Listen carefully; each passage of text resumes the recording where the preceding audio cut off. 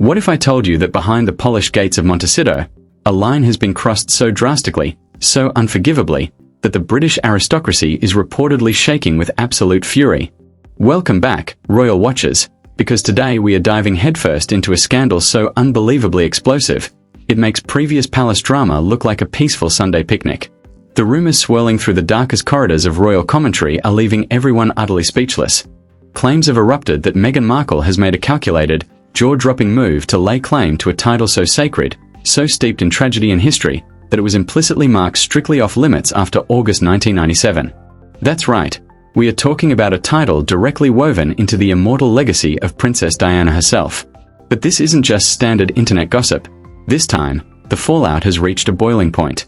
Reports are surging that Diana's younger brother, Earl Charles Spencer, the fierce, uncompromising guardian of his sister's memory, has hit an absolute breaking point. We are hearing whispers of explosive behind-the-scenes confrontations, icy fury, and a brother who is utterly enraged that anyone, especially Meghan, would dare touch what he considers untouchable history. Is this the ultimate, desperate play for global relevance, or a reckless step over an invisible red line that can never be uncrossed? Buckle up, hit that like button, and grab your popcorn, because we are breaking down every single jaw-dropping detail right now.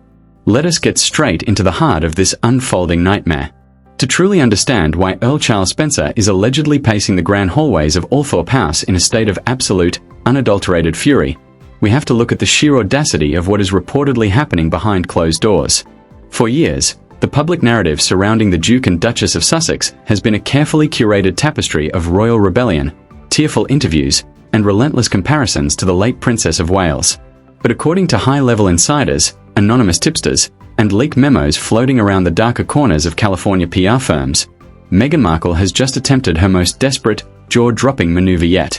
The story goes that behind the scenes, a shadowy network of brand strategists, celebrity handlers, and image consultants have been quietly testing the waters to resurrect a defunct, deeply sensitive royal designation, a title so intimately tied to Diana's tragic memory that even Buckingham Palace locked it away in a metaphorical vault decades ago. We are talking about a designation that carries the heavy weight of royal history, emotional trauma, and global adoration. Now, why on earth would anyone think they could just waltz in and claim something so sacred? The answer lies in a pattern of behavior that critics have been pointing out for years. Ever since stepping down from official royal duties in 2020, the Montecito playbook has relied heavily on invoking the spirit of Princess Diana. Whether it is deliberate fashion choices, subtle recreations of iconic photo shoots, or constant references in high-stakes documentaries, the effort to link Meghan directly to Diana's saintly legacy has been glaringly obvious. But sources claim that subtle nods and vintage jewelry were no longer cutting it for the Sussex brand. With media deals drying up, ratings plummeting, and global interest cooling down, an emergency branding overhaul was allegedly ordered. And what was the brilliant brainstorm cooked up in those multi-million-dollar Montecito conference rooms? A total, unapologetic claim over a title that represents the ultimate symbol of royal martyrdom. When word of this alleged plot leaked out of the inner circle and crossed the Atlantic, it did not just raise eyebrows in London, it unleashed a thunderous storm in Northamptonshire. Earl Charles Spencer has spent nearly 3 decades acting as the fiercely protective dragon guarding his sister's memory.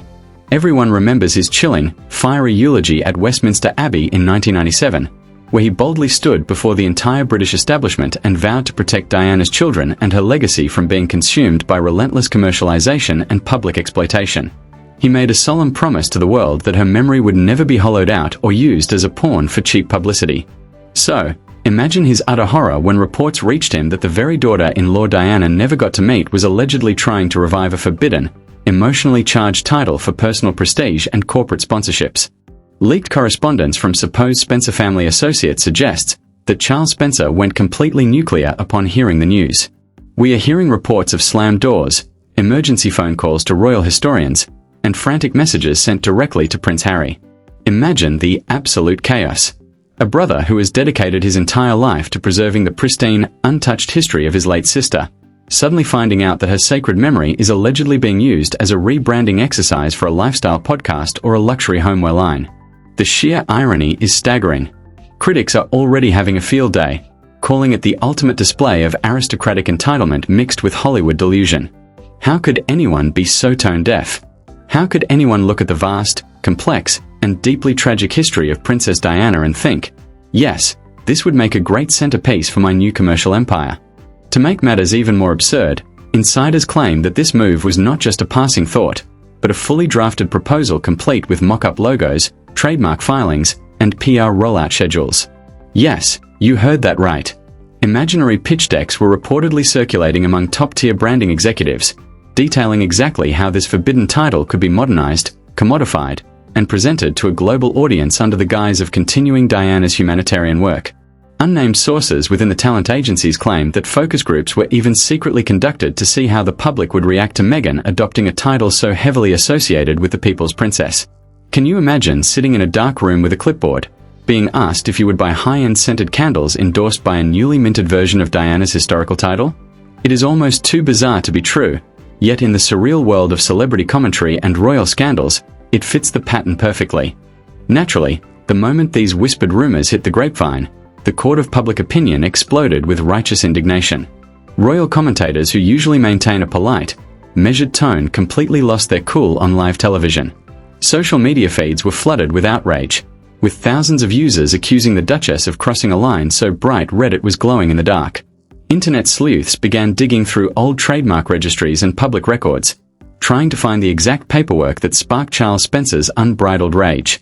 Was it a legal maneuver disguised as a charitable foundation?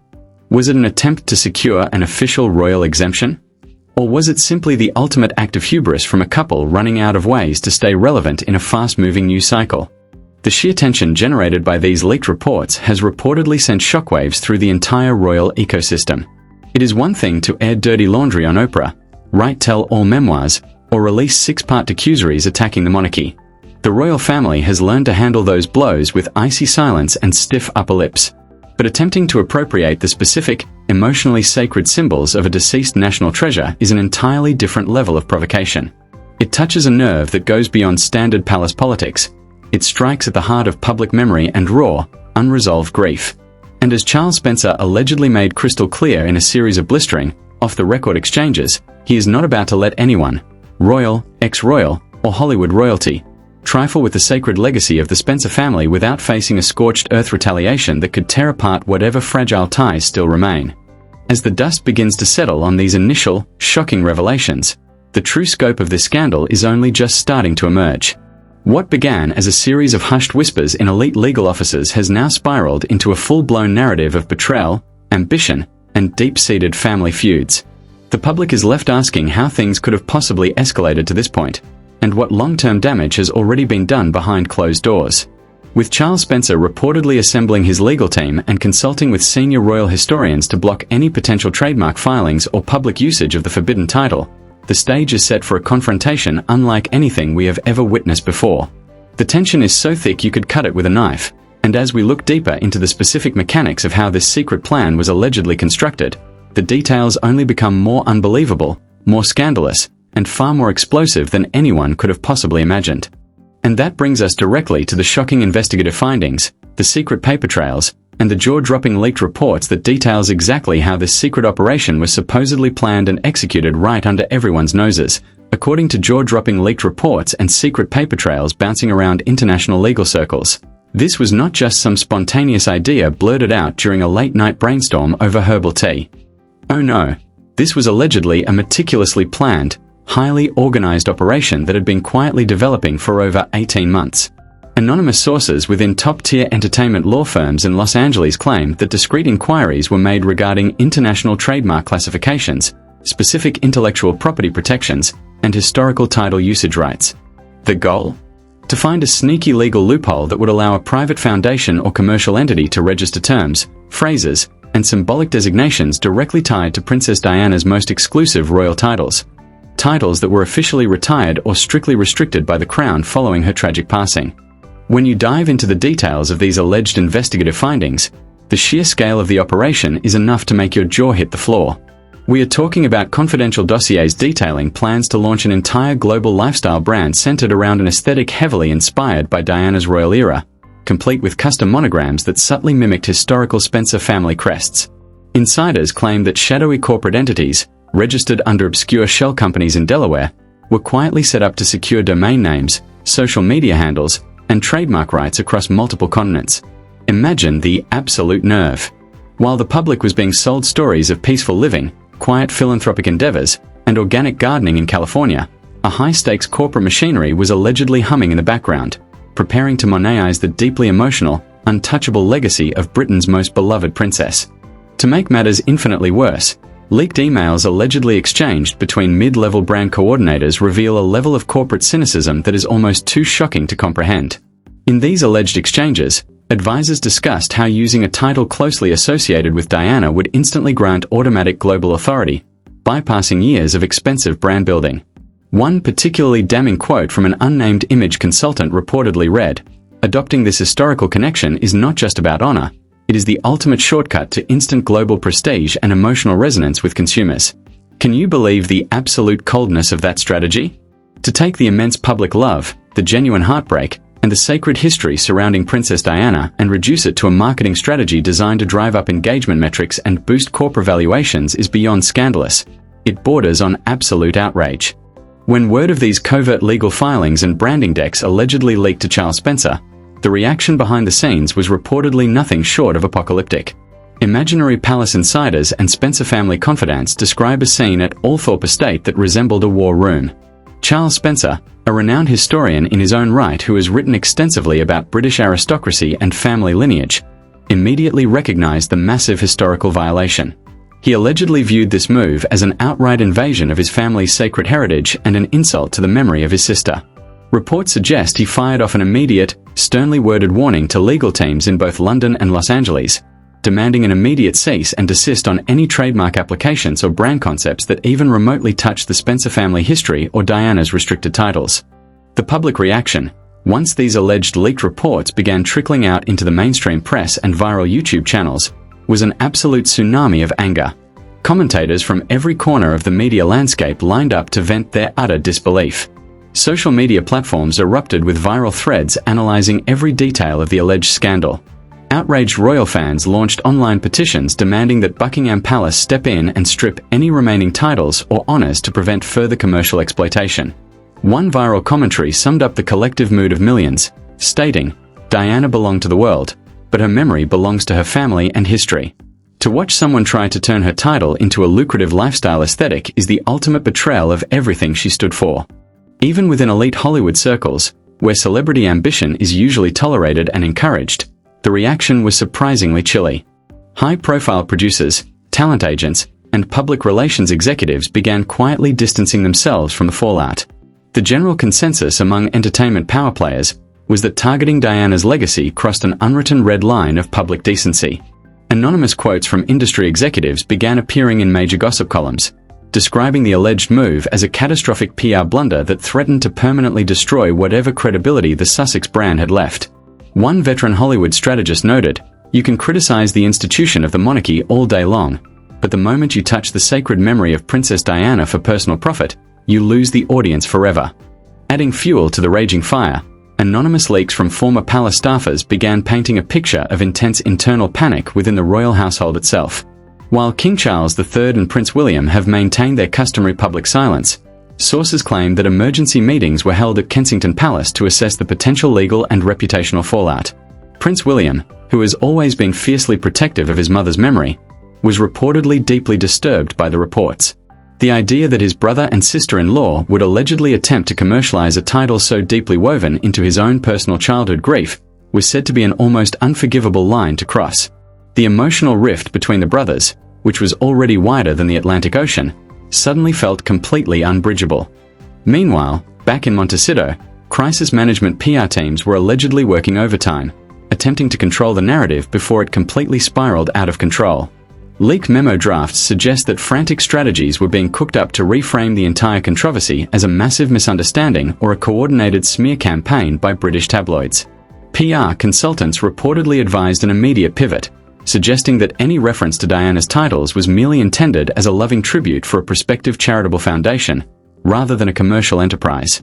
But for the millions of viewers following this drama, that explanation rang completely hollow. The paper trail, the Delaware registrations, and the corporate pitch deck spoke for themselves, leaving very little room for innocent excuses. The sheer absurdity of the situation reached new heights as commentators began breaking down the lavish spending and inflated budgets attached to this failed branding exercise.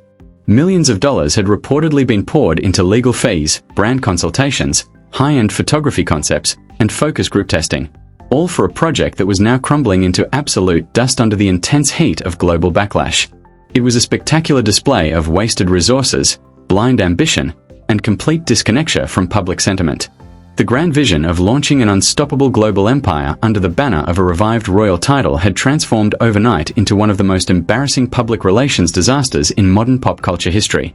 As the full extent of this scandal continues to unravel, the consequences are beginning to hit like a freight train, threatening to trigger massive legal battles, total financial losses, and an unprecedented public reckoning.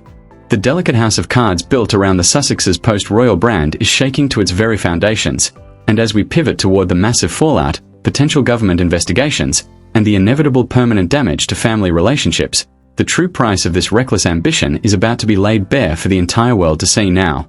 As we stand amidst the smoking ruins of what can only be described as a catastrophic branding failure, the inevitable fallout and severe long-term consequences are beginning to hit with devastating force.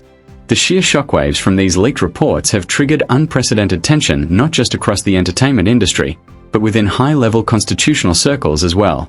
Rumors are swirling that parliamentary backbenchers and legal scholars in the United Kingdom are quietly drafting proposals to review how royal titles, historical designations, and associated intellectual property rights are managed internationally. What began as an alleged corporate shortcut to instant prestige has morphed into a potential legal nightmare that could see sweeping new legislation passed to prevent former working royals from ever attempting to trademark, commercialize, or resurrect restricted titles on foreign soil. The immediate financial and professional crisis facing the Montecito camp is almost impossible to overstate. Millions upon millions of dollars invested into legal consultations, brand identity strategies, custom merchandise mock-ups, and global trademark filings have essentially been flushed down the drain overnight. Multinational corporations and streaming platforms that were once eager to attach their names to the Sussex brand are now reportedly scrambling to review their contracts, demanding strict morals clauses and explicit guarantees that no controversial or non-cleared historical royal imagery will be used in future projects.